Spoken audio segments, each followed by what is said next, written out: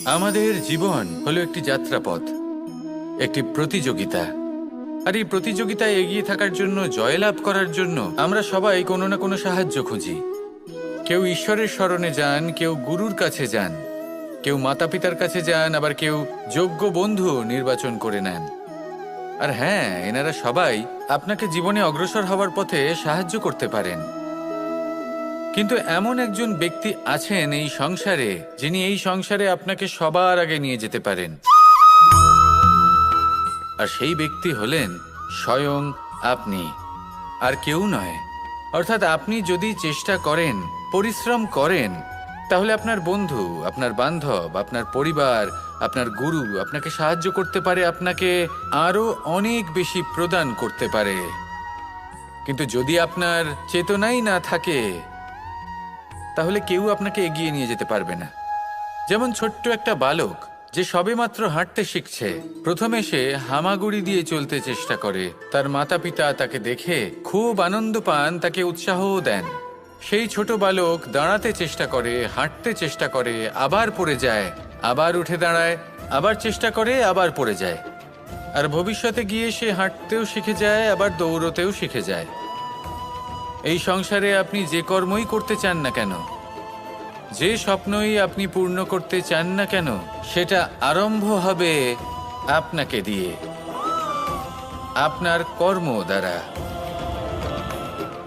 তাই কর্ম করতে শুরু করুন।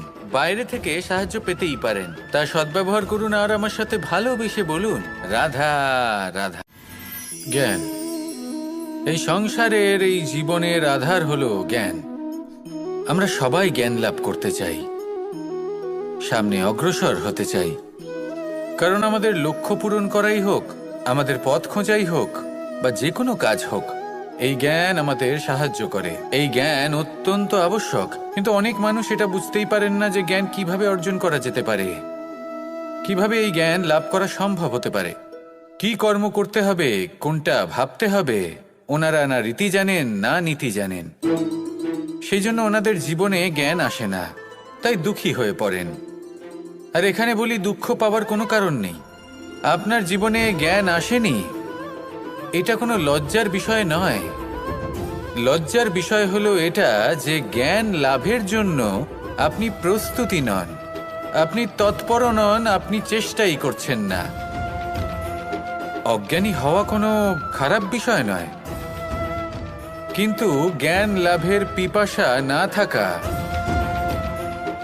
এটা হলো সবথেকে বড় দোষ।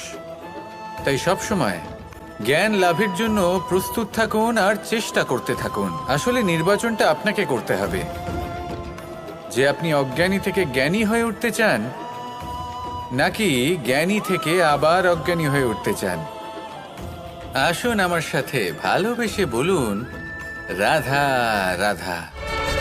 আমাদের জীবন হলো একটি যাত্রাপথ, একটি প্রতিযোগিতা। আর এই প্রতিযোগিতায় এগিয়ে থাকার জন্য, জয়লাভ করার জন্য আমরা সবাই কোনো না কোনো সাহায্য খুঁজি। কেউ ঈশ্বরের শরণে যান, কেউ গুরুর কাছে যান, কেউ মাতা পিতার কাছে যান, আবার কেউ যোগ্য বন্ধু নির্বাচন করে নেন। আর হ্যাঁ, এনারা সবাই আপনাকে জীবনে অগ্রসর হওয়ার পথে সাহায্য করতে পারেন। কিন্তু এমন একজন ব্যক্তি আছেন এই সংসারে, যিনি এই সংসারে আপনাকে সবার আগে নিয়ে যেতে পারেন। আর সেই ব্যক্তি হলেন স্বয়ং আপনি, আর কেউ নয়। অর্থাৎ আপনি যদি চেষ্টা করেন, পরিশ্রম করেন, তাহলে আপনার বন্ধু, আপনার বান্ধব, আপনার পরিবার, আপনার গুরু আপনাকে সাহায্য করতে পারে, আপনাকে আরো অনেক বেশি প্রদান করতে পারে। কিন্তু যদি আপনার চেতনাই না থাকে, তাহলে কেউ আপনাকে এগিয়ে নিয়ে যেতে পারবে না। যেমন ছোট্ট একটা বালক যে সবেমাত্র হাঁটতে শিখছে, প্রথমে সে হামাগুড়ি দিয়ে চলতে চেষ্টা করে। তার মাতা পিতা তাকে দেখে খুব আনন্দ পান, তাকে উৎসাহও দেন। সেই ছোট বালক দাঁড়াতে চেষ্টা করে, হাঁটতে চেষ্টা করে, আবার পড়ে যায়, আবার উঠে দাঁড়ায়, আবার চেষ্টা করে, আবার পড়ে যায়। আর ভবিষ্যতে গিয়ে সে হাঁটতেও শিখে যায়, আবার দৌড়তেও শিখে যায়। এই সংসারে আপনি যে কর্মই করতে চান না কেন, যে স্বপ্নই আপনি পূর্ণ করতে চান না কেন, সেটা আরম্ভ হবে আপনাকে দিয়ে, আপনার কর্ম দ্বারা।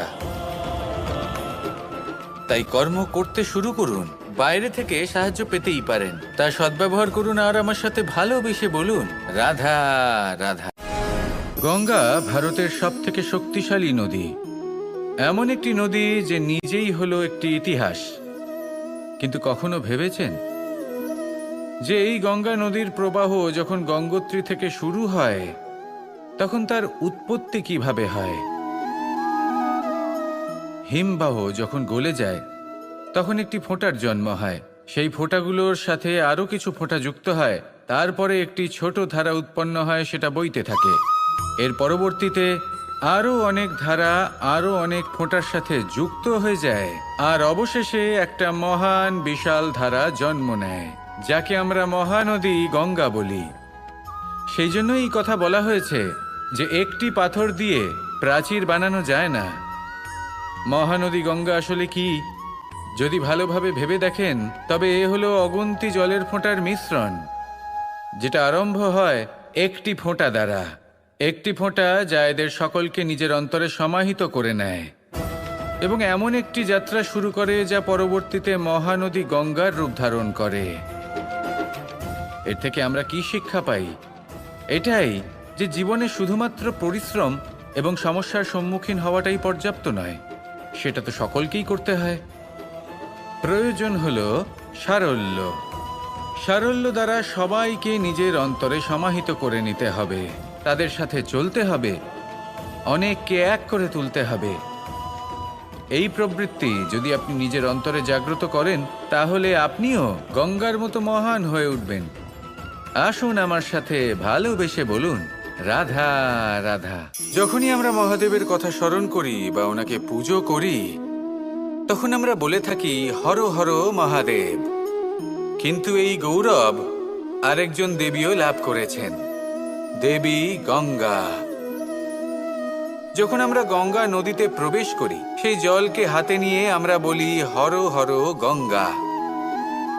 ভেবে দেখুন, ভারতে এবং এই সংসারে এত সংখ্যক নদী রয়েছে, কিন্তু এই গৌরব, এই সম্মান, এই মহানুভবতা শুধুমাত্র দেবী গঙ্গাই লাভ করেছেন। এমন কেন? কারণ দেবী গঙ্গা যে স্থান থেকে প্রবাহিত হতে শুরু করেন সেই স্থান থেকেই এই সংসারের সিঞ্চন শুরু হয়ে থাকে। নিজের সঞ্জীবনী শক্তি দ্বারা উনি এই সংসারের মঙ্গল করেন। মানুষের অন্তরের সেই পাপ, নেতিবাচক বোধ, সেই মালিন্য উনি নিজের অন্তরে সমাহিত করেন, সেই মানুষের শুদ্ধিকরণ করেন, আর তার বদলে কিছুই চান না।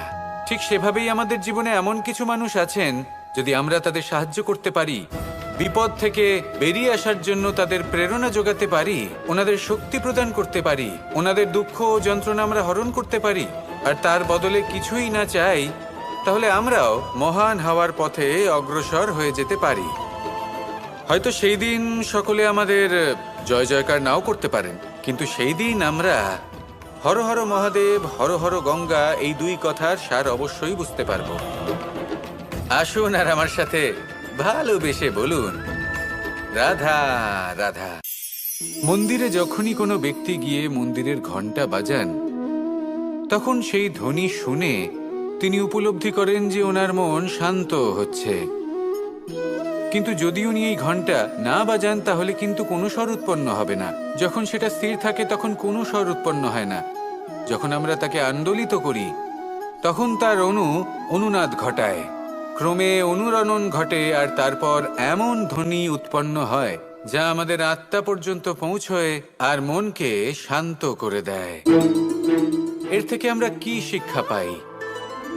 এটাই, যদি আপনারা জীবনে আবদ্ধ তাহলে থামবেন না, স্থির হয়ে থাকবেন না, চলতে থাকুন, চেষ্টা করতে থাকুন, কখনো থামবেন না। একটা উদাহরণ দিই, কোনো ব্যক্তি পরিবারের বন্ধনে আবদ্ধ, কেউ কর্মের বন্ধনে, কেউ বা মোহর বন্ধনে।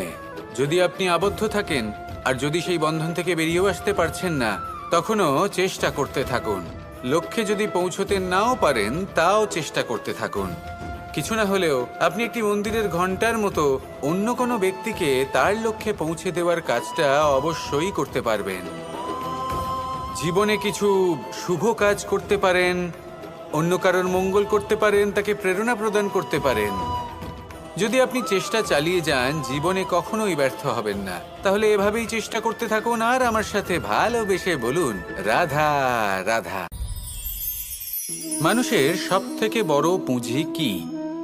তার সব থেকে বড় শক্তি কি?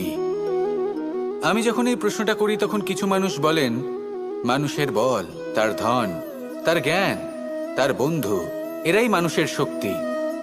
তারপর আমি জিজ্ঞেস করি মানুষের সব থেকে বড় দুর্বলতা কি? তখন তারা আমাকে বলেন সেই বল, জ্ঞান, মিত্র, এই সব কিছু হারিয়ে ফেলার ভয়। এই সংসারে এমন একটা আবেগ রয়েছে যা আপনার সব থেকে বড় শক্তিও হয়ে উঠতে পারে, আবার সব থেকে বড় দুর্বলতাও হয়ে উঠতে পারে। আর এই আবেগের নাম হলো বিশ্বাস। এই বিশ্বাস এতটাই শক্তিশালী যে সংসারের সব থেকে শক্তিশালী শিকলও একে বেঁধে রাখতে পারে না, সব থেকে উঁচু দেয়ালও একে বাধা দিতে পারে না। এই শক্তিশালী বিশ্বাস আপনার কাছে কখন ঘাতক প্রমাণিত হতে পারে? যখন আপনি অন্যের উপর আস্থা রাখেন এবং এতটাই বিশ্বাস করেন যে আপনি নিজেকে হীনমন্য করে তোলেন। আপনার জীবন শুধুই অন্যের উপর ভরসা করে নির্ভরশীল হয়ে পড়ে। বিশ্বাস অবশ্যই করুন, কিন্তু সর্বপ্রথম নিজের উপর আস্থা রাখুন। তবেই এই বিশ্বাস আপনার শক্তির বৃদ্ধি ঘটাবে। তখন এই বিশ্বাস আপনাকে বল, সম্পত্তি, জ্ঞান, বন্ধু সব কিছুই অর্জন করতে সাহায্য করবে।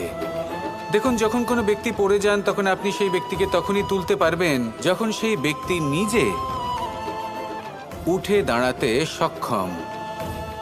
তাই কেউ আপনাকে যতই সাহায্য করুক না কেন, আপনি সেই কাজে তখনই সফল হতে পারবেন যখন আপনি নিজে চেষ্টা করবেন। তাহলে এটাই করুন আর আমার সাথে ভালোবেসে বলুন রাধা রাধা। রাজা দশরথ ছিলেন রঘুকুলের অত্যন্ত শ্রেষ্ঠ রাজা, কিন্তু একটা সমস্যা ছিল।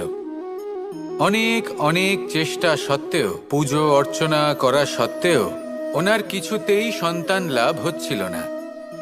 প্রজারা চিন্তিত ছিলেন যে এর পরে কি হবে, এই রঘুবংশকে কে এগিয়ে নিয়ে যাবে।